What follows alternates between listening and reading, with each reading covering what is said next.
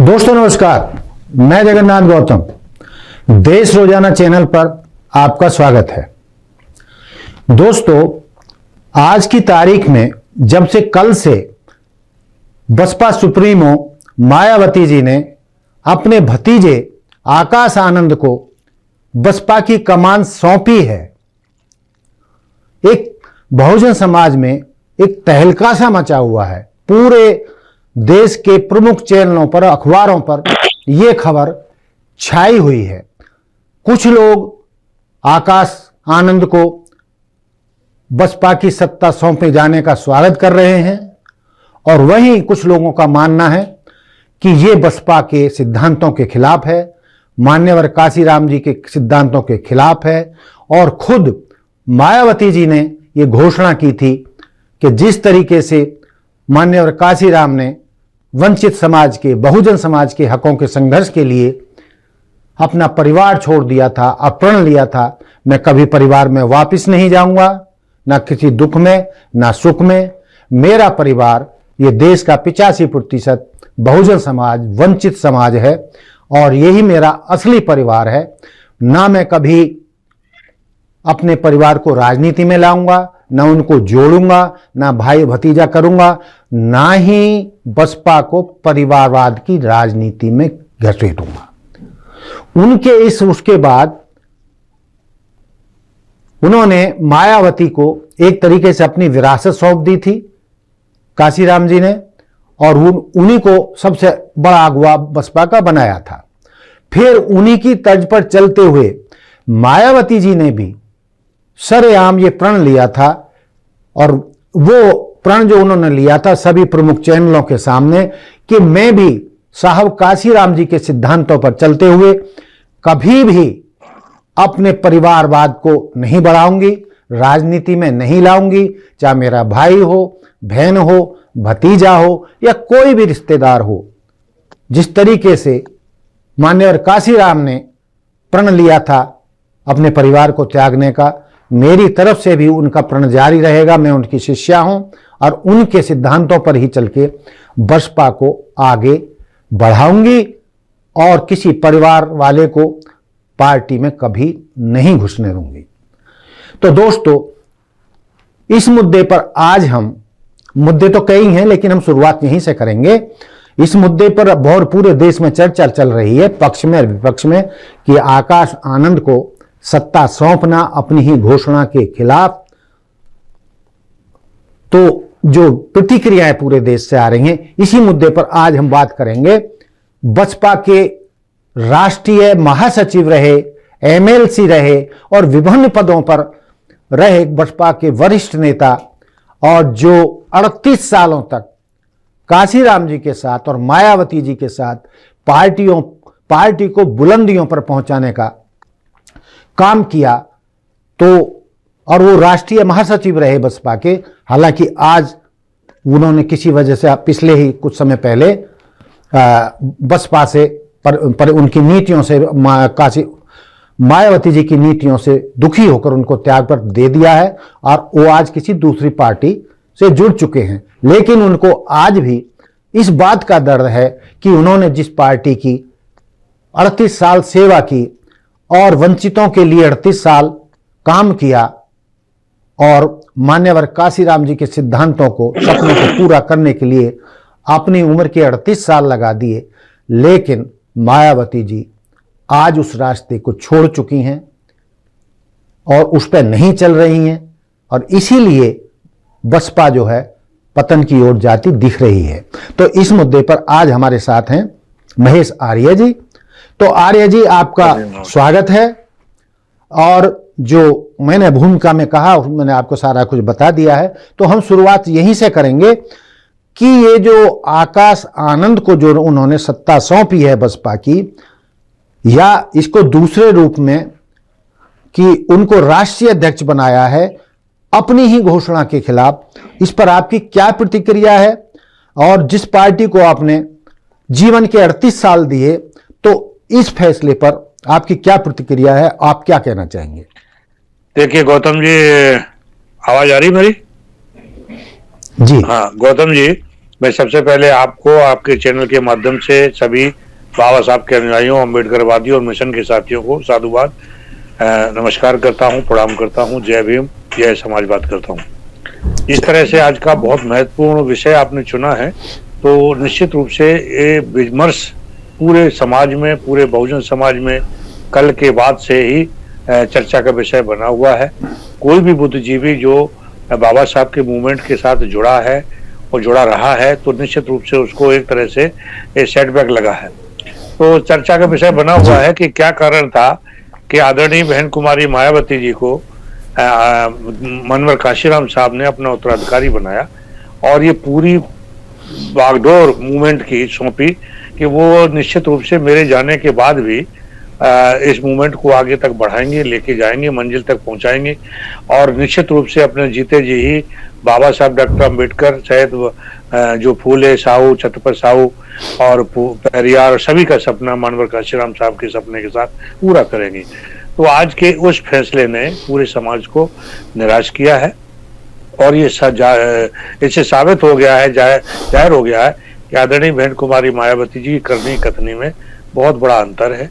बड़े विश्वास के साथ, बड़े शिद्दत के साथ पूरे समाज में से न जाने कितना समाज उन्हें पूरे देश को तैयार किया था मनवर काशीराम साहब ने, उनमें से आदरणीय बहन जी को अपना उत्तराधिकारी चुना था और सोच समझ के चुना था। और आज क्या कारण हो गया कि वो बहन कुमारी मायावती जी ने भी संकल्प लिया था। मैं उनके साथ बहुत लंबा अरसे, जैसे कि आपने बताया, जीवन के बहुत गोल्डन टाइम जो जीवन का समय होता है वो मैंने उनको साथ दिया। और वो जब एक आम इंसान थी, आम से लेकर खास तक बनने के जो उनका सफर था, उसमें मेरा और मेरे परिवार का बहुत बड़ा साथ रहा। तो इतना ही प्रतिक्रिया यही है कि निश्चित रूप से वो आज अपनी पार्टी के नेता हैं और उस पार्टी के नेता, जिस तरह से कहा जाता है कि बहुजन समाज पार्टी एक राजनीतिक दल नहीं है, और मैं भी बोला करता था जब पार्टी में था, तो बहुजन समाज पार्टी एक राजनीतिक दल नहीं बल्कि एक मूवमेंट है, मिशन है, विचारधारा है महापुरुषों की। तो आज उस पे बहुत बड़ा प्रश्न लग गया है कि वो पार्टी पॉलिटिकल पार्टी ही नहीं और मिशन विचारधारा की तो बहुत दूर की बात हो गई, बल्कि वो एक परिवारवाद की एक छोटे सा, एक जिस तरह से कहा जाए कि प्राइवेट लिमिटेड कंपनी, और उससे भी एक छोटा स्तर है जिसको कहते हैं प्राइवेट फर्म जो होती है, प्रोप्राइटरशिप की, ऐसे हालात में खड़ा कर दिया है। इतना लंबा काशीराम साहब ने पूरा जीवन दिया और मूवमेंट बिल्कुल फर्श से लेकर अर्श तक कामयाब भी हुआ। 4 बार उत्तर प्रदेश जैसे राज्य में सरकार बनी और इसके अलावा कई राज्यों में बहुत अच्छी संख्या में कई 12, कई 10, कई राज्यों में विधायक रहे और पार्टी को बहुत जल्दी हमारे जैसे तमाम संघर्ष के साथियों के साथ उनके कारण, संघर्ष के कारण पार्टी को बहुत राष्ट्रीय स्तर की मान्यता मिली थी और एक नीला झंडा, हाथी का निशान, पूरे परचम पूरे देश में फहरा। और मैं समझता हूं आज जिसके कारण से तमाम दल और नेता जो सीडी, सीबीआई और भारतीय जनता पार्टी की मार से, आरएसएस की मार से घबरा करके कुछ भी फैसला लेने को मजबूर है, मैं समझता हूँ मनवर काशीराम साहब के समय में भी ये नागपुर का आरएसएस भी था, भारतीय जनता पार्टी भी थी और वो सारे जो दलित और पिछड़ों के विरोधी लोग हैं वो भी सारे लोग थे जिनको काशीराम साहब मनुवादी कहा करते थे, वो सारे उस समय भी थे। लेकिन काशीराम साहब के संघर्ष और उनके विचार और उनके त्याग के चलते वो सारे इतने गौर हो गए थे कि भारतीय जनता पार्टी किसी भी हाउस में देखने में मिलती नहीं थी। इतनी संख्या उनकी कम थी, जिस तरह की संख्या आज बसपा की दिखाई देती है हाउस में, वो संख्या कभी भारतीय जनता पार्टी की हुआ करती थी। तो मैं काशीराम साहब की यूनिवर्सिटी का एक सिपाही, इनका एक विद्यार्थी रहा हूँ, तो मैं समझता हूँ कि उनकी विश्वविद्यालय का या उनकी यूनिवर्सिटी का उनका निकला हुआ कोई भी सिपाही, कोई भी विद्यार्थी कभी डरता नहीं है, ना झुकता नहीं है, स्वाभिमान के साथ कंप्रोमाइज नहीं करता। तो इस वजह से तो आज बड़ा खेद हो रहा है। बेशक में जो आज अप्रत्याशित लोग कह रहे होंगे कि बहन कुमारी मायावती जी का ये बहुत अप्रत्याशित फैसला है, मैं इसको अप्रत्याशित नहीं मानता, क्योंकि आज के 4 साल पहले 17 जनवरी 2020 को मैंने अपना त्याग पत्र देने का काम किया था और बहन जी से जुदा एक लंबे समय क्यों दिया? क्यों क्यों आपने त्याग पत्र दिया तो था? मैंने ये 3 पेज का ये मैंने अपना त्याग पत्र भेजा है और मैं आपको भी भेज दूंगा। इसको आप चाहें तो आप उसको कर सकते हैं। मैंने इसमें दर्द मेरे ज्यादातर लोग जो नेता होते हैं तो पद प्रतिष्ठा टिकट के कारण पार्टी को छोड़ते हैं। क्योंकि मैंने पार्टी के मूवमेंट का बनाने में एक कड़ी का काम भूमिका अदा की थी, तो इस वजह से मुझे दर्द पद प्रतिष्ठा या टिकट का नहीं था। मेरा कई जीवन मैंने कभी कोई टिकट पद नहीं मांगा था और जो भी मुझे बाबा साहब की कृपा से मिला मैंने सार स्वीकार किया। कभी मैं आहत नहीं हुआ, कभी निराश नहीं हुआ। तो उस वक्त ऐसा नजर आया कि आदरणीय बहन कुमारी मायावती जी अब मिशन मूवमेंट से हट करके एक अलग राह पे जा रही हैं और वो राह ऐसा है कि वो काशीराम साहब और काशीराम का साथी वो उनकी सोच रखने वाला ही समझ सकता है, परख सकता है या एहसास कर सकता है। तो पहले जैसे एक चीज तो वो होती है कि सामने आ जाए तब महसूस हो। आज कल की जो घटना हुई है उसके बाद लोगों ने जाना और पहचाना, उस पर चिंतन मंथन कर रहे हैं। लेकिन काशीराम साहब के साथ के लोग जो आज मौजूद जिंदा बचे हैं वो बहुत पहले से भाप गए थे कि बहन कुमारी मायावती जी का रास्ता वो रास्ता नहीं है जो मनवर काशीराम साहब का रास्ता है और बाबा साहब का रास्ता, वो रास्ते से भटक गई हैं, वो दूसरी रास्ते की तरफ ले जा रही हैं। यही कारण था कि मैंने तो 4 साल पहले और जो मैंने अपना मैं चाहता हूं, मैं अच्छा रिक्वेस्ट भी करूंगा कि आप चैनल को उसको करिए, क्योंकि मेरे जो से त्याग पत्र के में जो दर्द छिपा है तो उसमें पूरा वायरल हुआ था, पूरे देश के लोगों ने। चलिए वो भी हम दिखाने की कोशिश करेंगे, प्रयास करेंगे। आपको मैं भेज दूंगा और आप देख सकते हैं, दिखा सकते हैं। तो मेरा तो सिर्फ इतनी प्रतिक्रिया है कि आदरणीय कुमारी मायावती जी ने एक तमाम लोगों के पूरे जीवन को खपा करके एक मिशन मूवमेंट की पार्टी बनी थी, बहुजनों की दलितों के स्वाभिमान का प्रतीक पार्टी बनी थी, उसको उन्होंने किन कारणों से, वो तो अच्छा जवाब वही दे सकती हैं या समाज समझ सकता है कि किन कारणों से उन्होंने एकदम से जाकर के उसको ऐसे रेत में फंसा दिया और मूवमेंट को बहुत उस स्तर तक पहुंचा दिया जो कभी कल। जब पार्टी पहली बनी, पहली बार में ही 13 विधायक जीते थे, आपको ध्यान हो। और आज जब 2022 में जब पार्टी इतने उस पे शिखर पे जाने के बाद 2022 में उत्तर प्रदेश जैसे विशाल राज्य में जहां 4 बार सरकार रही हो, आदरणीय बहन कुमारी मायावती जी के नेतृत्व में वो चुनाव लड़ा गया और उसमें मात्र एक विधायक चुन के आया, और वो भी अगर उसके कारणों को पता चला है तो वो पार्टी का कोई उसमें रोल नहीं था, बल्कि वो अपने आप में कुछ सक्षम व्यक्ति था और वो निर्दलीय। आपका मतलब है कि पार्टी पिछले चुनावों में एक तरीके से जीरो पर आउट हो गई? जीरो पे मान लीजिए, जीरो पे आउट हुई। तो आज मैं समाजवादी पार्टी का राष्ट्रीय प्रवक्ता के रूप में दूसरे दल में हूं और मैं समझता हूं कि मैं सीधा और तरह से आरोप तो इसलिए नहीं लगाऊंगा क्योंकि ये इधर उधर राजनीतिक बात हो जाएगी। मैं अपनी पार्टी की तरफ से ये कहना चाहता हूं कि उनका अपना दल है, उनका अपना फैसला है, जो भी करेंगे। लेकिन निश्चित रूप से दलितों बहुजन को नाम दिया मनवर काशीराम साहब ने, और उससे भी पहले सैकड़ों वर्ष, हजारों साल पहले महापुरुषों ने बहुजन नेता है, बहुजन सुखाए का स्लोगन दिया था और वही स्लोगन को मनवर काशीराम साहब ने उसको उतारा था जमीन पर और उसको लेकर के ही पूरा मिशन मूवमेंट पूरे देश में कामयाब हुआ, तमाम लोग शिखर तक पहुंचे। तो मैं समझता हूं कि उस मूवमेंट में दलितों को, पिछड़ों को, अल्पसंख्यकों को, देश की जो 85% जनता है उसको सबको प्रतिनिधित्व देते हुए, उनको सबको इकट्ठित करते हुए काशीराम साहब ने बहुजन नाम दिया था। तो आज मैं समझता हूं कि मुझे ऐसा लगा 4 साल पहले ऐसा महसूस हो गया कि आदरणीय बहन कुमारी मायावती जी के नेतृत्व के चलते, उनके विचार के चलते, उनके फैसलों के चलते आज समाज बहुत ही असुरक्षित होता जा रहा है और ऐसी स्थिति आई जा रही है कि एक दिन वो आएगा जब चौराहे पे खड़ा होकर के उसकी कोई हिमायत करने वाला पैदा नहीं होगा। तो जब मैंने देखा कि जब पिछड़े और दलित सब एक ही हैं, तो मानवर नेताजी मुलायम सिंह जी के बहुत अच्छे विचार नेता मानवर साहब से मिलते थे और वो मिलकर के बाबा साहब की बात करते थे, डॉक्टर राममनोहर लोहिया की बात नेताजी करते थे और दोनों की विचारधारा में कोई फर्क नहीं था। तो मेरे सामने जब मैं अगर बसपा को छोड़ करके अगर नई पार्टी में जाना था, मेरे साथ सामने विकल्प थे। मेरे साथ सत्तारूढ़ पार्टी भारतीय जनता पार्टी भी विकल्प के रूप में हो सकती थी, कांग्रेस पार्टी भी हो सकती और क्षेत्रीय पार्टी हो सकती थी।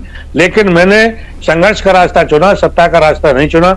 मैंने सोचा कि जो आज दलित पिछड़ों का नेता, जो बेटा आदरणीय अखिलेश यादव जी जो पिछड़ों की नुमाइंदगी कर रहे हैं, और वो जब उनके मुख्यमंत्री पद से हटने के बाद इसी आरएसएस और संघ के लोगों ने आदरणीय अखिलेश यादव जी के मकान को गौमूत्र से, गंगा जल से धुलाने का काम किया, उनके पूरे समाज को, बहुजन समाज को ठेस पहुंचाने का काम किया, तो मुझे लगा कि अपमानित किया, उस लड़ाई अपमानित करने का काम किया, तब मुझे लगा कि निश्चित रूप से जिसको खुद इस अपमान को झेलना पड़ा हो, उससे ज्यादा इसका दंश, अपमान का दंश अखिलेश यादव से बढ़ के और दूसरे नेता को नहीं एहसास होगा। और उनके साथ हम मिले, उन्होंने मेरा स्वागत किया और मैं समझता हूं कि चलिए जी इस बात को तो नहीं करेंगे, हम अगले सवाल पर आते हैं, चूंकि लंबा वीडियो हो जाएगा तो फिर उसको जिससे संक्षिप्त में हर एक उसका वो दे सके। आपने अपने अच्छी तरीके से बताया। आप इस चीज को तो स्वीकार करते हैं कि मायावती जी ने काशीराम जी के बताए हुए रास्ते पर चलते हुए देश के सबसे बड़े राज्य उत्तर प्रदेश, जहां से 80 लोकसभा की सीटें आती हैं, उन्होंने जो है पार्टी को सत्ता में लाने का काम किया और वो देश की पहली महिला और दलित मुख्यमंत्री बनी और उन्होंने बहुजन समाज के लिए अपने कार्यकाल में बहुत सारे काम किए। इससे तो इनकार नहीं किया जा सकता, निश्चित रूप से। तो मैं ये जानना चाहता हूं कि 2007 में कहां तो ये लड़ाई 85 और 15 की चल रही थी, और वहीं 2007 में उन्हीं जिस ब्राह्मणवाद को बसपा गाली देती रही, या काशीराम जी वंचितों के या बहुजन समाज के साथ होने वाले अन्याय के लिए उसी ब्राह्मणवाद को दोषी ठहराते रहे, लेकिन उसके बावजूद उन्होंने 2007 में ब्राह्मणों को साथ लेकर सत्ता में आई। तो आप क्या मानते हैं कि कितना, जो ब्राह्मणों को उन्होंने साथ लिया था, तो ब्राह्मणों ने उनका कितना साथ दिया, कितने परसेंटेज ब्राह्मणों ने बसपा के साथ वोट दिया या उसके साथ जुड़े, और जिस संख्या में जुड़े, और क्या सत्ता में उससे ज्यादा उनको भागीदारी मिली या वो लेने में कामयाब रहे? तो इसमें संक्षिप्त में मुझे उत्तर दें। देखिए गौतम जी, ऐसा है कि जिस वर्ग की बात करते हैं, जिस समाज की बात करते हैं, उसको लोग बुद्धिजीवी कहते हैं, और निश्चित रूप से वो ऐसा वर्ग है, सजग वर्ग है, वो जिधर सत्ता देखता है उधर वो चला जाता है और जाकर के उसमें पूरी सत्ता का लाभ उठाता है। वो कोई भी पार्टी रही हो, उनका कोई ऐसा मतलब नहीं है। तो जो कि काशीराम साहब ने पूरा जीवन दिया इस मूवमेंट को खड़ा करने के लिए, पार्टी को बनाया, पार्टी को वो शिखर तक पहुंचाया। तो काशीराम साहब के 2006 को चले जाने के बाद दुनिया से, उनके निधन के बाद, तो फिर उनकी एक सहानुभूति की लहर पैदा हुई पूरे सभी समाज के, बहुजन समाज में उनके प्रति सहानुभूति हुई। और पहला चुनाव जब आया तो उसमें सहानुभूति की लहर के चलते सरकार बनी। उसमें बड़े पैमाने पर अगर 2007 के इलेक्शन का एनालिसिस करें, आप तो मीडिया से हैं और पूरे आंकड़े मिल जाते हैं, इलेक्शन कमीशन से निकाल के देख सकते हैं, तो उसमें पूरे दलितों का, पिछड़ों का, पूरे बहुजन समाज का 85% का बड़े पैमाने पर वोट मिला और प्रचंड बहुमत की सरकार बन के आई। 2006 विधायक जीत करके वह जी प्रदेश की मुख्यमंत्री बनी। लेकिन वहां पर जो वर्ग, कुलीन वर्ग है जिनका आप नाम ले रहे हैं, उन वर्गों ने उसका श्रेय लेने का काम किया। आदरणीय जी बहन कुमारी मायावती जी के मन मस्तिष्क में ये डाल दिया कि जो ब्राह्मण, जैसे उन्होंने बोला कि हाथी नहीं गणेश है, वो उसी समय नारा दिया और ऐसा लगा कि ये हाथी को गणेश बना दिया। ठीक विपरीत बाबा साहब डॉक्टर अम्बेडकर की, महापुरुषों की विचारधारा से हटके नारे लगाए गए, शंखनाद किए गए, शंख बजाए, घंटे घड़ियाल बजाए गए। तो निश्चित रूप से अम्बेडकर वादियों को उसी समय से एहसास हो गया था कुछ ना कुछ आगे अशगुन होगा या गलत होगा। तो आज वो सामने आ गया उनके सामने, चूंकि वो काम था वोट के कारण, तो बहुजन समाज के वोट के कारण सरकार बनी, लेकिन श्रेय किसी एक वर्ग को देकर के, और मैं समझता हूँ पूरी सत्ता का लाभ मलाई भी उस वर्ग को इतना दे दिया। अब कह नहीं सकते कि एक घर में कितनी लाल बत्तियां दी गई, ना उसका कोई आधार था। तमाम जो कार्यकर्ता पूरे जीवन मिटा करके उनको मौका नहीं दिया गया जनता की सेवा करने का, समाज सेवा का। कैबिनेट में बहुत हमारे जैसे लोग भी जा सकते थे, लेकिन ऐसा नहीं किया गया। उन लोगों को दिया गया कि भाई उनका वोट मिला, गलत परसेप्शन खड़ा करके उनका लाभ, अनुचित लाभ लोगों को दिया। तो उससे जो बहुजन समाज था उसमें निराशा हुई, और उसके बाद जब 2012 में आए तो आपने देखा क्या हश्र हुआ। उसी समय एकदम से धड़ाम से गिरे, 9 सीटों पे आ गए। जी, मुझे ये और बताइए कि ब्राह्मणों ने उत्तर प्रदेश में जितनी उनकी आबादी है, कितने प्रतिशत ब्राह्मणों ने बसपा को वोट दिया होगा? कितने प्रतिशत ब्राह्मण बसपा से जुड़े थे? देखिए, SCDS के जो आंकड़े हैं उसमें अभी कभी निकाले लगातार आप 4-5 इलेक्शनों का अगर डाटा निकालें तो उसमें ये स्पष्ट रूप से कहा जा रहा है कि ब्राह्मण समाज का कम से कम 80% से ज्यादा जो वोट जो है भारतीय जनता पार्टी को गया। उसके बाद उस समय भी 2007 में भी, हाँ उस समय भी ऐसे गया, और उसके बाद जो है कुछ समाजवादी पार्टी को, बसपा को, अन्य पार्टियों में गया, और लगातार उसके बाद यही रिकॉर्ड रहा। 90% से का अभी तो 95 के आसपास भी आया है, आंकड़ा आया कि उनका वोट उधर ही गया। तो चूंकि क्या है कि वो लोग परसेप्शन बनाने में बाहर होते, वोट देते किसी को और किसी को एहसास कराते कि भाई हमने आपको वोट दिया, तो ये उनका रहा है। तो मैं समझता हूँ बसपा को उस समय बड़े पैमाने पर दलितों का, पिछड़ों का, अल्पसंख्यकों का, बहुजन समाज का वोट मिला, जिसके कारण सरकार बनी। मैं अब अगले सवाल पर आता हूं। हम संक्षिप्त में सारी चीज को जल्दी बस अंतिम तो दौर की तरफ चल रहे हैं कि जब 1993 में पहली बार, जबकि मंदिर का जो मुद्दा था बुलंदियों पर चल रहा था, उसके बावजूद 1993 में अप्रत्याशित रूप से क्या था वो, मिले मुलायम काशीराम गायब हो गए, जय राम, ऐसा कुछ, हाँ ऐसा कुछ था। तो वो बहुत ही आश्चर्यजनक था। तो वंचित समाज को या बहुजन समाज को ऐसा लगा था कि ऐसा सूत्र सचमुच में जो काशीराम कहते थे वो बहुजन समाज के हाथ लग गया है, और मुलायम सिंह और काशीराम जी ने मिलकर जिस तरीके से उत्तर प्रदेश की सत्ता हथियाई और मुलायम सिंह उसके अगुवा बने, तो ये लगता था कि ये जो अभियान है या ये जो मुद्दा जिसके तहत दोनों मिलकर चले हैं, तो ये आगे चलकर केंद्र की सत्ता पर इस तरीके से काबिज हो सकते हैं और पूरे देश के दलितों को, पिछड़ों को, आदिवासियों को, SC ST OBC को, यानी जो 85% बहुजन समाज है, सबको साथ लेकर ये केंद्र की सत्ता में एक बहुत बड़ा धमाका कर सकते हैं। एक बड़ी पार्टी के रूप में दोनों हो सकते हैं और बहुजन समाज का प्रधानमंत्री बना सकते हैं। लेकिन वो सपना बहुजनों का टूट गया और दोनों बहुत ही जल्दी अलग हो गए।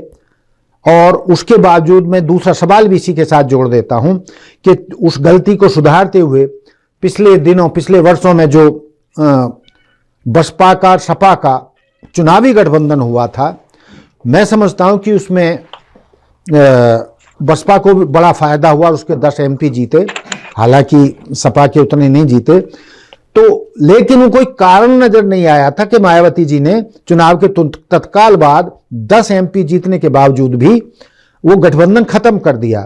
तो उसको भी बताइए, जो एक आशा जगी थी बहुजन समाज को 1993 में कि बहुजन समाज जो है भारत की सत्ता पर या केंद्र की सत्ता पर भी कब्जा कर सकता है, जैसे मुलायम और काशीराम इकट्ठे हुए हैं, और उसी बात को आगे बढ़ा के पूरे देश में लागू कर सकते थे। लेकिन वो 1993 में भी फेल हो गया और ये 2019 में भी फेल हो गया। इस पर आप क्या कहना चाहेंगे? देखिए गौतम जी, बहुत ही महत्वपूर्ण, आज के समय के हिसाब से बड़ा ही प्रासंगिक है, और ये सवाल आपने महत्वपूर्ण पूछा है। और क्योंकि ये बहुत से लोगों को, आज के नौजवान जो है, उनको उन चीजों का शायद जानकारी नहीं होगी। जो 93 में, मैं उससे पहले जानना चाहता हूं कि आदरणीय नेताजी मुलायम सिंह यादव जी का अगर जीवन संघर्ष देखें तो दलितों, पिछड़ों, अकलियतों के लिए और वंचित समाज के लिए उन्होंने संघर्ष करते रहे। महानवर काशीराम साहब बाबा साहब डॉक्टर अम्बेडकर की आइडियोलॉजी से प्रभावित, संक्षिप्त में बताइएगा। बाबा साहब डॉक्टर अम्बेडकर की आइडियोलॉजी से प्रभावित थे, उनके मूवमेंट को लेकर चले। और नेताजी मुलायम सिंह जी ने पूरी तरह शुरू से डॉक्टर राममनोहर लोहिया और जो पुराने जो अपने कुशवाहा हैं और ठाकुर, क्या नाम उनका है, ठाकुर दे, कर्पूरी ठाकुर जैसे तमाम समाजवादियों के मूवमेंट को लेकर आगे बढ़े थे। उस समय जो राम मंदिर और बाबरी मस्जिद का जो आंदोलन RSS के लोगों ने छेड़ दिया, तो लोग उस समय भी ऐसा नैरेटिव खड़ा कर दिया थे लोगों ने कि अब तो भाई भारतीय जनता पार्टी और इसके RSS का पूरा हिंदू राष्ट्र बनेगा, पता नहीं क्या क्या बनेगा। इस तरीके से उन्होंने पूरा माहौल बना दिया। तो उस समय नेताजी ने, चूंकि उनके साथ भी बहुत समय समय पर जाति के आधार पर भेदभाव हुआ, जिन दलों के साथ रहे तो उनके हक को मारने का काम उन दलों ने किया, उस तत्कालीन नेताओं ने किया। तो वो जिस तरह से कहते हैं ना, दूध का जो जला हुआ मट्ठे को फूंक फूंक पीता है, तो इसी तरीके दोनों तपे जले जो लीडर थे इकट्ठे हुए 93 में, और उन्होंने मिलकर के हाथ मिलाया इस सामाजिक समरसता को बढ़ाने के लिए, सामाजिक न्याय की लड़ाई को आगे बढ़ाने के लिए, और एक स्लोगन दिया कि मिले मुलायम कांशीराम, हवा में उड़ गए जय श्री राम। गौतम जी, उस नारे का इतना जमीनी स्तर पर असर हुआ, देखने को आया कि जो भारतीय जनता पार्टी पूरी तरह से नैरेटिव खड़ा कर रही थी कि भाई सब कुछ खत्म हो जाएगा और हम ही आएंगे, तो उस समय सारे हवा में उड़ गए, सारे स्लोगन, आरएसएस, उनका कैडर, जितने भी उनके अनुषंगिक जो संगठन होते हैं, वो बजरंग दल, जितने भी उनके साथ खड़े सबके सब फेल हो गए, और समाजवादी पार्टी और बहुजन समाज पार्टी मिलकर के बहुमत में आई, सरकार बनी। वही सबसे बड़ा, उसी दिन से आरएसएस के अंदर नागपुर में चिंतन मंथन होने लगा कि काश ये उत्तर प्रदेश का प्रयोग इन दोनों नेताओं के साथ पूरे देश में लग गया तो हमारा क्या होगा। वर्षों से हम लोग ये बाट जो रहे हैं कि केंद्र में हम आएंगे तो केंद्र में आकर के पूरी सत्ता को ही नहीं बदलेंगे, बल्कि व्यवस्था को बदलेंगे, देश के संविधान को बदलेंगे, लोकतंत्र को खत्म करेंगे। ये आरएसएस का पुराना सपना था। तो मैं समझता हूं उस सपने को पूरा करने के लिए सपना देख रहे थे, इन दोनों नेताओं के मिलने के बाद वो सपना उनका चकनाचूर हो गया। लंबे अरसे तक वो सत्ता से दूर रहे, लेकिन वो उसी समय उन्होंने कर दिया जब वो से उसका रेजिग्नेशन किया। आदरणीय बहन कुमारी मायावती जी को इस तकरार को आरएसएस के लोगों ने कहा कि भाई ऐसे कैसे होगा, तो लोग कहते मेरे पास प्रमाण तो नहीं है, लेकिन जो लोग कहते चर्चा का विषय बना था कि कांशीराम साहब ने जिस दिन सरकार अपनी वो किया था, रिजाइन कराए थे बहन जी से, तो उस समय एक जन समुदाय की रैली को संबोधित करते हुए माननीय कांशीराम साहब ने कहा कि देखिए मैं बेशक प्रधान नहीं बन पाया और बना नहीं, लेकिन समय अगर आएगा तो हम देश के प्रधानमंत्री जरूर बनेंगे। तो आरएसएस के लोगों ने, जो सत्ता के लोग थे, उनको तोड़ा कि कांशीराम साहब प्रधानमंत्री बनेंगे, मुलायम सिंह यादव मुख्यमंत्री बनेंगे, तो तुम्हारा स्थिति क्या होगी, तुम कहां जाओगे। तो लोग बताते हैं ऐसा कि उसके बाद से ये तो संगठन में उनको तोड़ा गया, उनको अपनी तरफ से उनको कुछ गुरमंत्र दिया गया। उसी से चलते कांशीराम साहब आगे चल के डिप्रेशन में गए और धीरे धीरे करके जग जाहिर है कि उनको बड़ी उनकी दुखद मौत हुई है। और मैं समझता हूं कि काफी आरोप प्रत्यारोप भी लगाए गए, उनका आज तक कोई खंडन नहीं कर पाया और ना ही उसका कोई सही तौर से कोई प्रमाण दे पाया। और उनको उनकी डेथ को उनको नेचुरल डेथ दिखाया गया, कोर्ट पे मोहर लगाई गई। लेकिन सबसे बड़ी तो मोहर उनकी माँ लगाती है, जिस भी महापुरुष की माँ जो जन्म देती है बेटे को, और उसकी आत्मा को किस तरीके से पहुंचाया गया, न तो जीते जी उनसे मिल पाई वो, उनके रोते हुए आंसुओं को मैं समझता हूँ कभी वो माफ नहीं करेंगे। उसी का परिणाम है, मुझे ख्याल से जरूर उन्होंने बद्दुआ दी होगी कि वो अपने बेटे को नहीं देख पाई, बेटे से नहीं मिल पाई, और तड़प तड़प के उस माँ ने दम तोड़ दिया। पूरे देश का समाज जानता है और पूरी तरीके से। तो मैं समझता हूँ कि वो समय आ गया है कि वो ये निर्णय समाज का निर्णय स्वीकार नहीं करेगा, जो बहन कुमारी मायावती जी का अपना निजी निर्णय है। उत्तराधिकारी मैं इसी सवाल को नए सिरे से अपने तरीके से जानना चाहता हूं, क्योंकि लंबा हो गया इंटरव्यू आपका, कि अब जो है जो फैसला लिया गया है आकाश आनंद को सत्ता सौंप दी गई है, बसपा उसकी झोली में डाल दी गई है, इसके फलितार्थ क्या होंगे, बसपा का भविष्य आने वाले वर्षों में और क्या होगा, वो आगे बढ़ेगी या जो अब तक इतना पतन दिख रहा है वो और ज्यादा नीचे जाएगा, और मायावती का भविष्य, राजनीतिक भविष्य क्या होगा। प्रधानमंत्री का तो सपना उनका चकनाचूर अब हुआ ही लगता है, मुझे नहीं लगता है कि अब इस तरीके के कोई माहौल बनेंगे जो स्थिति पार्टी की है। तो आकाश आनंद का भविष्य क्या है, बसपा का भविष्य क्या है, और मायावती जी का राजनीतिक भविष्य क्या है, और उन्होंने ऐसा फैसला कहीं भाजपा के डर की वजह से, किसी डर की वजह से लिया है या उनकी मजबूरियां थीं। और कहा यह भी जाता है कि वो निष्क्रिय भी काफी हो गई थी, फील्ड में निकलती नहीं थी। और इसी के साथ एक और सवाल कि आप जैसे तपे तपाए जो कांशीराम जी की पाठशाला में तैयार किए गए थे नेता, दर्जनों 40, 50, 100 सबको संट करके बाहर निकाल दिया है, ऐसा भी मायावती जी पर आरोप है। तो ये 2-3 जो सवाल मैंने किए उस पर आपकी क्या राय है, भविष्य बसपा का भविष्य क्या है, मायावती जी का भविष्य क्या है, आकाश का भविष्य क्या है, और तपे तपाए वो बसपा के नेता जिनको समय समय पर माया जी संट करती रही, और जैसे कि आर्मी में वन मैन आर्मी हो, ना कोई सिस्टम है किसी को निकालने का ना रखने का, जो चाहे वो करती हैं। तो इस पर क्या कहना चाहेंगे? क्यों आपने देखा कि अभी एक बसपा के सांसद के साथ बदसलूकी हुई संसद में, तो उनके साथ सहानुभूति होने के साथ, उनसे मिलने के साथ, उनको ढांढस बंधाने के साथ कि पार्टी आपका साथ देगी, उनको भी संट कर दिया गया। तो ये छोटे छोटे सवाल की जो जवाब है संक्षिप्त में दीजिए, तो इसी के साथ हम इसका समापन करें। देखिए गौतम जी, बहुत अच्छा सवाल किया है। आदरणीय बहन कुमारी मायावती जी ने जिस तरह से, मैं और लोग तो अप्रत्याशित होंगे, मैं समझता हूँ पूर्व सुनियोजित और पूर्वाग्रह से पहले से बहन जी तैयार थी कि मुझे ये करना है, और मैं उनके फैसले को 4 साल पहले ही भांप चुका था ये कौन होने वाला है। तो उनका जो उन्होंने फैसला लिया है, उनके अपना निजी फैसला है, और आकाश आनंद युवा है, और उनको अगर मौका मिला है, उनको मैं साधुवाद भी देता हूँ, बधाई भी देता हूँ। लेकिन समाज उनको इसलिए स्वीकार नहीं देते हैं। हाँ, समाज इसलिए स्वीकार नहीं करेगा क्योंकि बाबा साहब डॉक्टर अम्बेडकर बहुत त्याग पुरुष थे, और वो हमारे देश में हमारे एक मसीहा के रूप में पैदा हुए, जिनके कारण ये देश का संविधान बना, देश में लोकतंत्र बना, और हम सबको अधिकार मिले। तो अगर वो चाहते तो उनके सामने क्या रोक टोक थी कि वो अपने परिवार के, अपने बच्चों को, किसी को ला सकते थे, उन्होंने नहीं लाए। दूसरा, फिर माननीय काशीराम साहब उनके मूवमेंट को लेके आगे बढ़े, तो वो भी चाहते थे, उनके बड़ा परिवार था, वो भी चाहते किसी परिवार को ले।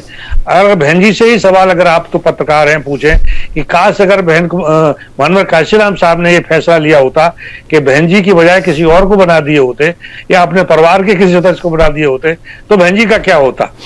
तो समाज ये देख रहा है कि निश्चित रूप से बहन कुमारी मायावती जी ने किसी भी कारण से दबाव में कोई फैसला लिया, उनके बारे में चर्चा है, लोग महसूस करते भी हैं कि जो भी फैसला वो लेती हैं वो पार्टी हित में नहीं ले पाती हैं।